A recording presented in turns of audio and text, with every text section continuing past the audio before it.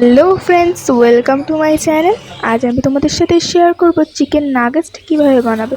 তো চলো দেখা যাক, আজকের ভিডিও শুরু করা যাক। আমি নিয়েছি এখানে 200 গ্রাম মতো বোনলেস চিকেন, যেটাকে আমি পেস্ট বানিয়ে নিয়েছি। এর মধ্যে দেব একটা ছোট পেঁয়াজের পেস্ট, 1 চামচ আদা বাটা, 1 চামচ রসুন বাটা, 1 চামচ সয়া সস। এর মধ্যে এবার অ্যাড করব 1 টিস্পুন ব্ল্যাক পেপার, 1 টিস্পুন ধনে গুঁড়ো, 1 টেবিলস্পুন কাশ্মীরি লঙ্কার গুঁড়ো, 1 টেবিলস্পুন নুন, 1 টেবিলস্পুন শুকনো লঙ্কার গুঁড়ো, 4 টেবিলস্পুন কর্নফ্লাওয়ার। এটাকে ভালো করে আমি মিক্স করে নেব। এটা মিক্স করার সময় খেয়াল রাখবেন যে এর মধ্যে কিন্তু কোনো রকম জল ব্যবহার করা যাবে না। এটাকে মিক্স করে আমি আধ ঘন্টার জন্য ফ্রিজে রেখে দিয়েছিলাম। তারপর একটা ডো বানিয়ে এইভাবে হাতের সাহায্যে আমি এটাকে প্রেস করে করে একটা স্কোয়ার শেপ দিয়ে নেব।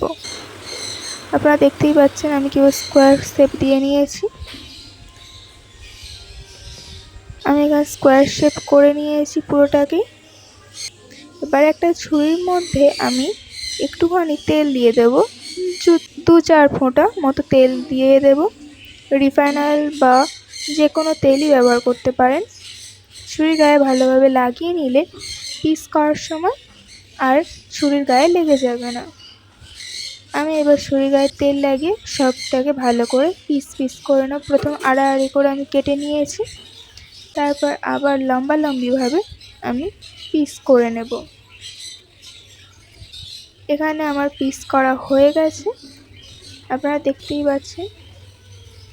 একটা তুলে দেখাচ্ছি, স্কোয়ার শেপ আমি পিস করেছি। আপনারা চাইলে যে কোনো রকমের পিস করতে পারেন। আমি একটা বাটিতে নিয়েছি 3 টেবিল চামচ কর্নফ্লাওয়ার, 1 পিঞ্চ ব্ল্যাক পেপার, পরিমাণ মতো লবণ দিয়ে আমি অল্প জল দিয়ে প্রথমে একটু ব্যাটারটাকে করে নেব। একবারেই বেশি জল দেবে না, তাহলে ব্যাটারের ঘনত্বটা অনেকটা পাতলা হয়ে যেতে পারে। তাই আমি দুবার অল্প অল্প জল দিয়ে ব্যাটারটা বানিয়ে নিয়েছি। এর মধ্যে আমি চিকেনের পিস দিয়ে ভালো করে কোটিং করে একটা প্লেটে সুজি নিয়েছি, তার মধ্যে ভালো করে গড়িয়ে নেব এটাকে। আপনারা দেখতেই পাচ্ছেন আমি আরও একটা চিকেনের পিসকে নিয়েছি, যেটা হচ্ছে কর্নফ্লাওয়ারের মধ্যে কোটিং করে নেব ভালো করে। কোটিং করা হয়ে গেছে। আমি এখানে সুজির মধ্যে এটা দিয়ে ভালো করে এটাকে গড়িয়ে নেব। এটাকে গড়িয়ে নেওয়া হয়ে গেছে। আমি সবগুলোকে একইভাবে করে নিয়েছি। আমি এখানে নিয়েছি একটা ফ্রাইং প্যান, তার মধ্যে দিয়েছি বেশ কিছুটা পরিমাণ রিফাইন অয়েল, যেটা গরম হয়ে যাওয়ার পর আমি চিকেনের পিসগুলোকে এর মধ্যে দিয়ে দেব।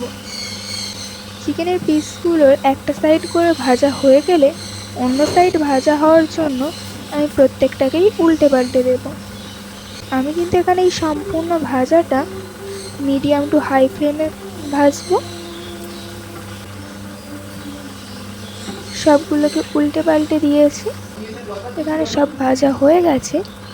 আমি একটা ছাঁকনির সাহায্যে এগুলোকে প্রত্যেকটাকে তেল থেকে তুলে নেব। একটা প্লেটে এগুলোকে নিয়ে নিয়েছি। সো ভিডিওটা কেমন লাগলো অবশ্যই কমেন্ট করে জানান, ভালো লাগলে লাইক করুন।